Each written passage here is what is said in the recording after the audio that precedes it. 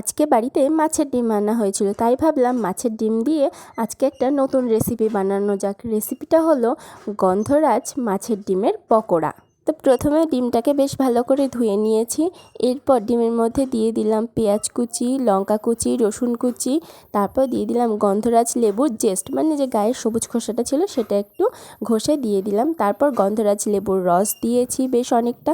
লেবুর রস দিলে আষ্টে গন্ধটা অনেকটাই চলে যায়।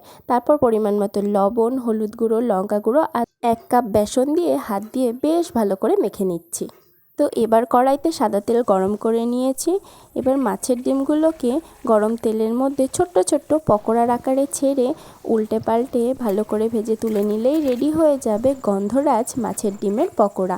এই রেসিপিটা সম্পূর্ণ আমার নিজের, আমি এটা কোথাও দেখিও নি বা কারোর থেকে শুনিনি। ভিডিওটা ভালো লাগলে অবশ্যই একটি লাইক করবে, আর এই রেসিপিটা খেতে কিন্তু দারুণ হয়েছিল।